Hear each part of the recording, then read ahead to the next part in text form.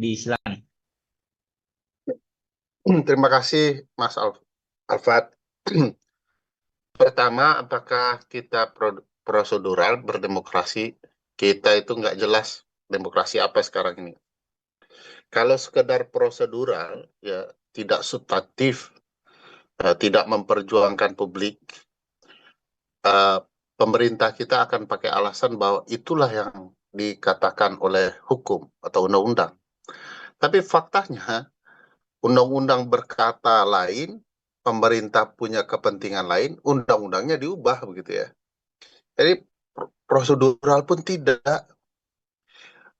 Ingat kasus eh, Mayor Teddy ya, sekarang sudah jadi letkol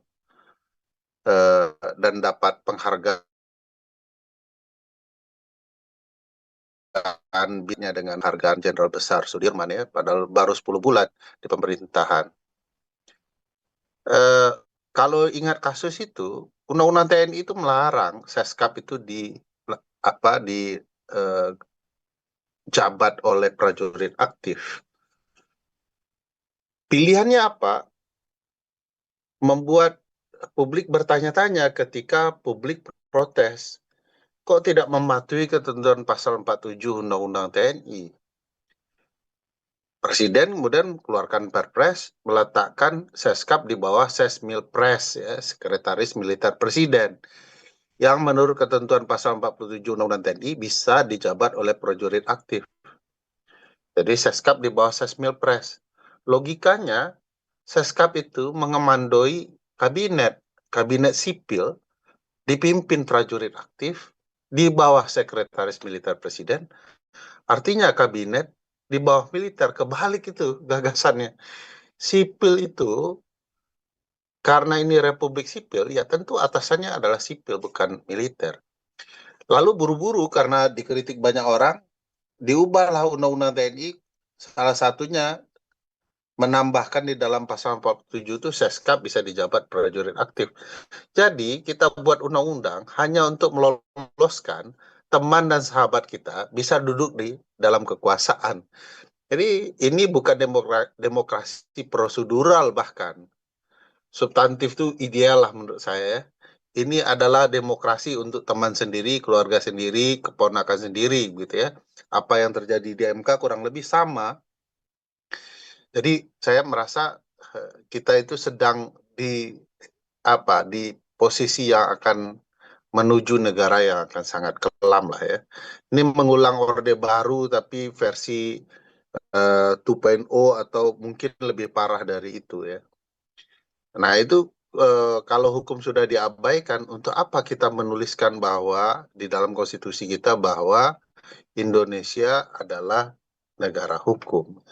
Kalau hukumnya dipermainkan sesuka hati hanya untuk membuat teman-temannya bisa berkuasa. Eh, yang kedua soal eh, apakah kebijakan pemerintah mencerminkan kepentingan publik? Di mana kebijakan pemerintah yang sesuai dengan kepentingan publik, bahkan yang sesuai dengan kampanye pun tidak, gitu ya. Sudah dikampanyekan, lalu kemudian tidak dijalankan. Tadi media menyinggung soal MBG. Coba bayangkan MBG itu tidak ada pilot project-nya, gitu ya. Lalu langsung dieksekusi. Eksekusinya salah. Pemenang tendernya militer, polisi, dan anggota DPR kita. Lalu orang keracunan. Lalu tidak dihentikan. Coba bayangkan. Ini kebijakan yang membunuh rakyat bagi saya lebih tepat untuk menggambarkan berbagai kebijakan yang dilakukan oleh pemerintah. Jadi bahkan apa yang mereka kampanyekan pun mereka tidak jalankan dengan secara baik dan benar. Jadi apa harapan kita? Tadi ada yang menyinggung, apakah kita bisa berharap? Bernegara itu dengan harapan. Jadi jangan berharap kepada penyelenggara negara, ke kitanya kita berharap. Harapan kita tentu memastikan semua kita bersuara. Kalau cuman media, Mbak Oki, yang bersuara. Saya pikir kita butuh waktu yang akan panjang untuk memperbaiki negara ini. Kita butuh suara bersama. Ya, suara pati itulah yang kemudian kalau mau diakumulasikan jadi suara nasional gitu ya, agar seluruh kebijakan itu bisa berjalan dengan baik. Teman-teman perlu perhatikan bahwa presiden masih di taraf omon-omon ya. Presiden itu cuma bisa ngomong, ya, tapi nggak tahu bagaimana melaksanakan apa yang dia omong. Dan presiden punya keberpihakan yang menurut saya tidak tepat dalam banyak hal, gitu ya. Eh, saya mau ambil contoh barusan beliau pidato dengan bahasa Inggris yang sangat bagus ya. Saya punya keyakinan walaupun media ini PhD-nya di luar negeri, bahasa presiden pasti lebih bagus dari media. Tetapi bungkus bahasa bungkus bahasa presiden itu yang menurut saya janggal sekali. Presiden itu dipuji hanya oleh Netanyahu dan Donald Trump.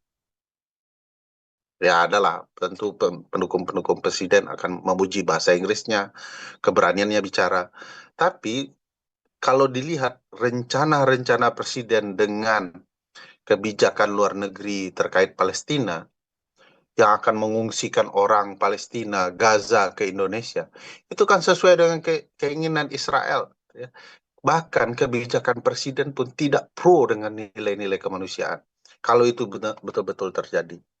Belum lagi kebijakan perang melawan koruptor ternyata ada di kabinetnya sendiri dan lain-lain. Nah, ini pekerjaan panjang yang memastikan harapan itu harus kita tumbuhkan terus. Karena kita harus bangun harapan ke teman-teman kita. Kalau media tidak membangun harapan, mungkin saya lemah. Kalau Mbak Oki tidak membangun harapan, mungkin kita semua kehilangan harapan itu. Jadi kita harus membangun harapan kita sendiri. Jadi jangan berharap ke pemerintahnya. Nah, apakah terjadi checks and balances? Ya sudah pasti tidak. Bagaimana checks and balances kalau kabinetnya adalah kabinet kepentingan? Bagaimana mau checks and balances kalau DPR-nya terlalu banyak diisi oleh partai-partai pemerintah? Gagasannya adalah ada oposisi untuk demokrasi bisa hidup. Bagaimana bisa checks and balances kalau hakim-hakim konstitusi yang ditugaskan untuk menjaga konstitusi diisi oleh orang-orang mereka dengan cara-cara melanggar konstitusi. Barusan di bulan Februari nanti hakim eh, apa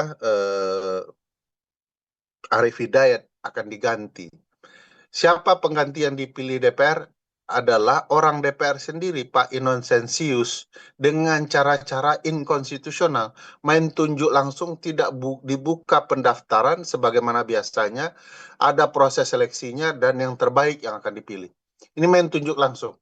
Persis apa yang terjadi dengan Hakim Guntur Hamzah yang menggantikan Wakil Ketua MK ketika itu, ditunjuk saja orang tanpa ada proses mekanisme yang demokratis untuk menentukan siapa hakim konstitusi kita. Dan Pak Hakim Guntur Hamzah inilah yang salah satu konsisten mendukung Mas Gibran untuk lolos menjadi calon wakil presiden. Jadi semua ini sudah disetting sedemikian rupa oleh kepentingan politik. Tidak ada mekanisme checks and balances yang akan bisa wujud di dalam proses tata kelola pemerintahan yang buruk seperti ini. Makanya saya sepakat dengan anak-anak muda yang bicara Indonesia itu harus di reset ulang ya, kayak komputer itu tidak sekadar antivirus, tetapi komputernya harus di reset sehingga kosong kemudian ditata ulang kembali. Generasi muda sekarang bicara potong satu generasi untuk memastikan Indonesia bisa berjalan dengan baik. Kalau tidak, apa yang terjadi di DPR dengan kasus Afan, apa yang terjadi di Pati dengan kasus dan sikap Pak Bupati yang menaikkan pajak yang diikuti oleh berbagai daerah, ini akan berakhir dengan proses pengulangan orang itu juga, kelakuan yang masih itu juga, tidak ada memperhatikan rakyat, tidak peduli dengan publik. Kita harus berani menyuarakan ini untuk bicara Indonesia yang lebih baik ke depannya. Kalau tidak, Pak Prabowo yang sibuk ke luar negeri, kemampuan dan tenaganya yang sudah hilang dan kurang, cara berpikir yang tidak implementatif, tidak satupun kebijakan yang dia ketahui secara real apa yang terjadi di lapangan, dia tidak paham kondisi lapangan, tetapi bicara yang indah-indah, saya tidak akan yakin ini akan berkembang luar biasa. Ini catatan sederhana ya. 2029 nanti, seluruh paket yang dikerjakan oleh Jokowi akan diulang oleh Prabowo dengan berbagai cara yang sama. Tadi media sebut soal Koperasi Merah Putih. Itu uang akan dipakai untuk memenangkan pemilu. Koperasi Merah Putih akan punya kepentingan di pemilu 2029 dengan 80.000 penempatan mereka di mana-mana.